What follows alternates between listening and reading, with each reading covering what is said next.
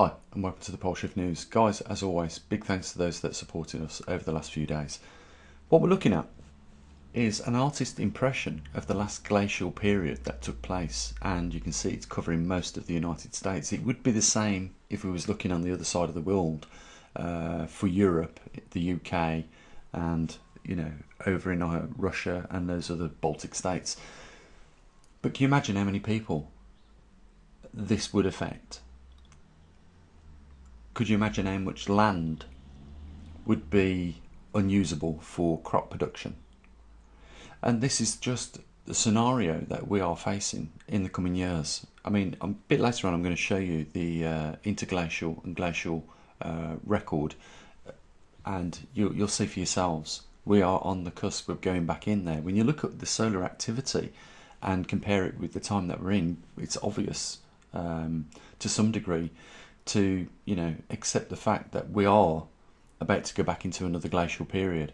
And the point is that there's nearly now 8 billion people on this planet, and we've fine-tuned our systems so much that it is heavily dependent on making sure that crops don't fail seasonally, and it's also heavily reliant on the technology being in place and not being interrupted. So looking at the chart, you can see at the bottom, the one that we're interested in is the ice volume, and I know why they did this. They put the lowest volume at the top of the chart and the highest at the bottom. It's so that you could see the pattern or the trend a little bit more clearer with regards to the temperature charts that are above. And as you can see, guys, for yourselves, where we are right now,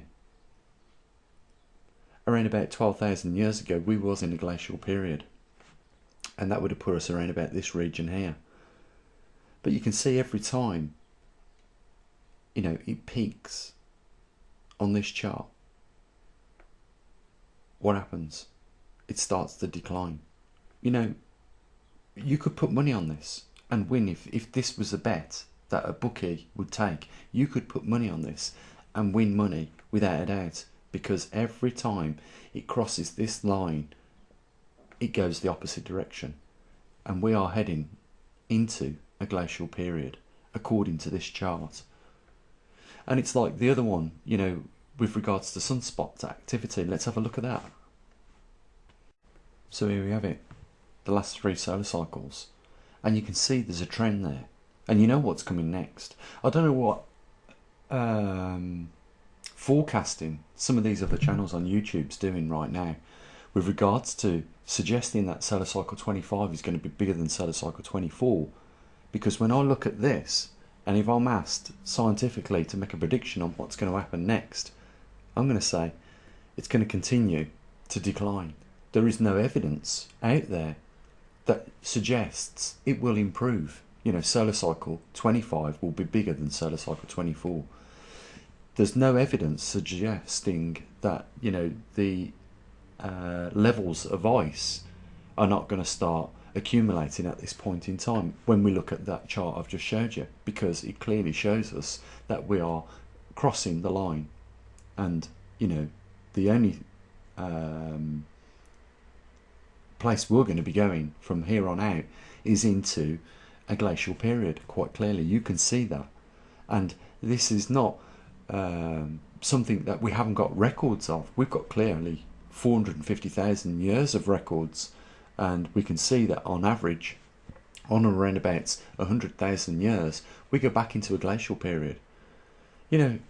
All the evidence is before us. We just need to know how to read it, and I don't suggest that you need to be a scientist to do that. Most kids could work out what's happening with this chart that we're looking at right here. It's declining, and it's going to continue declining. We've passed the peak of the warm period as far as ice volume is concerned, and we're going to start increasing the ice volume on this planet.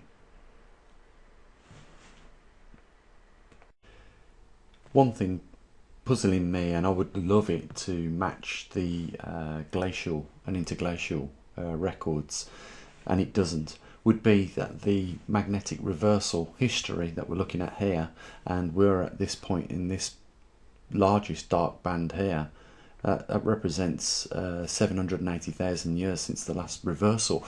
But this does not match any of the glacial or interglacial periods. You know, this has been something that's been going on in its own little activity, if you like, and we can't match this on that chart that we was looking at over 450,000 years, because there wasn't a magnetic reversal during any of that time in the 450,000 years.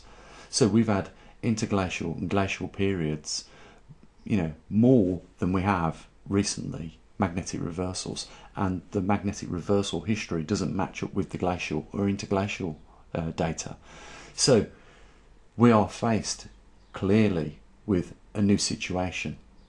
Not only are we heading into a glacial period, but we are in the process of a magnetic reversal, guys. This is big trouble for us. No, it wouldn't be just so bad if we was going through a glacial period, but on top of that we're going through a magnetic reversal. You know, the magnetosphere is weakening on our planet,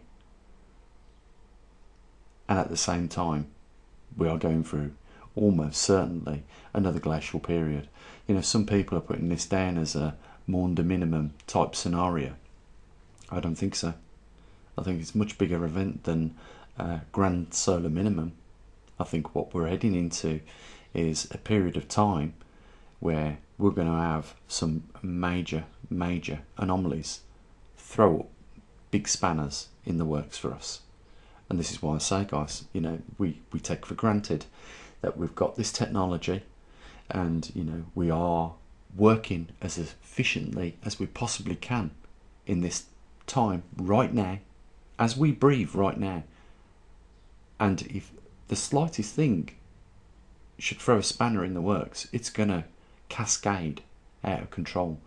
And this is why I say, you know, when we're talking about bugging out yesterday and zombies, you know, I'm just trying to mentally get your heads around what is likely to take place in the next 5 to 10 years on this planet.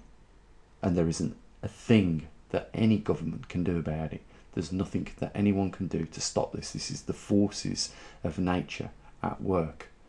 One of the most formidable forces that we are going to have to deal with. And, you know, there are short-term problems when this starts to arise, you know, and there are long-term problems. And one of the short-term problems is what's going to happen within weeks of one of these anomalies taking place.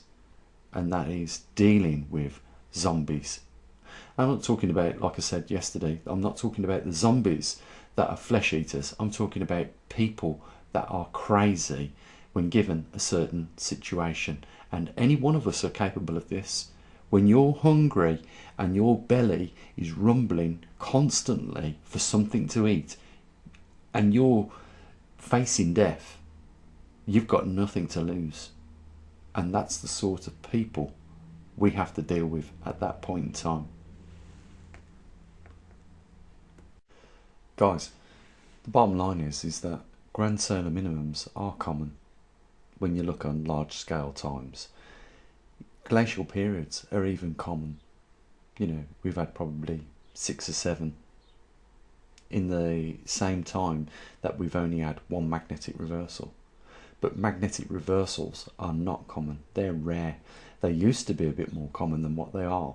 Every 300,000 years you'd have a magnetic reversal. We should have had one already by now, but for some reason it's 500,000 years overdue. And you know what we do on this channel is try and allow you guys to see, you know, what is coming.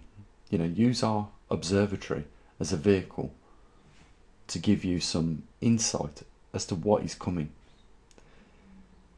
Because with the magnetometers that we've got, with the trimag that we've got, with the magnetosphere equipment that we've got, we can monitor these things, and they are destined to get worse. We've seen what's happened over Canada recently with regards to that magnetic pole over there. It is dissipating, and dissipating at an alarming rate now, guys. Within 7 years it has almost lost all its intensity.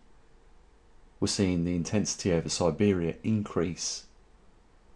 And we're monitoring these big events. These anomalies are being monitored by our observatory.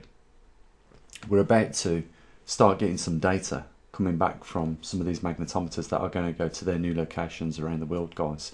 And, you know, that will give us an insight as to how fast the intensities of these magnetic poles, these 4 magnetic poles that we have right now on our Earth, it will give us an idea how fast they are migrating. And with that, we can give you guys a heads up. You know, we do more, and I keep saying this, we do more than just talk on this channel. We are proactive. We've got equipment and we've got an observatory and we monitor this stuff. And it's at the right time, because this is happening on our Earth right now. And, excuse me, there isn't enough people that know about it. And one of the worst things is, as well, is that there isn't enough people that are informing people correctly of what's taking place and what are likely the implications that they're going to face. You know, it's probably the case that none of us will be worrying in 10 years' time about paying the mortgage, about going to that 9-to-5 job, because simply that will be probably a thing of the past. Survival will probably be the most important thing you think about during the day. And I know it's hard for some of you guys out there, even those that have been following me for quite some time. We've been at this now nearly a good decade. It's coming close to a decade, can you believe that, guys? But I know it's hard for people to start, you know, thinking about these things, because right now we're all in our comfort zones. You know, we've got jobs to go to. You know, the bills are being paid. Our kids are growing up, they're going to school, they're going to university. You know, there is food in the shops for us all to have. You know, we've got great technology. But all this can disappear in a matter of weeks, guys. The grid down is our major vulnerability that we have, as a species, ignored completely, absolutely completely. We do not have backups for all the transformers that will blow if we get a glance off a CME of a certain magnitude. We don't. It's just the case, guys. We don't have it. You can see on this chart that when sunspots become less, the increase in cosmic radiation goes higher. You know, we've got all the data we need to start making some decisions, to start making some plans, and start, you know, really seriously talking with our families and drawing their attention to the facts and saying, you know what, a couple of £100 here, maybe a couple of £1,000 here, you know, on ourselves for our protection, just in case. You know, I've done my job. If some of you take that advice, you know, that's if 1,000 of you out the 21,000 of you have took that advice, then I've done a great job. But there is nearly 8 billion people on this planet. Our governments have let us down by not ensuring that this will not be the case. The grid will not go down. We've took precautions for it because they simply haven't, guys. They haven't took precautions for it. And that means that we have got to take the initiative and take action ourselves. Because no one's coming to feed us. No one's coming to give us fresh water when, you know, the worst case scenario happens and we face it. There are many, many things we face and take for granted. You know, I've said it before, if you look at the International Space Station, what is required to keep astronauts out in space alive? A massive effort and at a colossal cost. You know, we have it literally for nothing on this planet. But that doesn't mean it's always going to remain the same.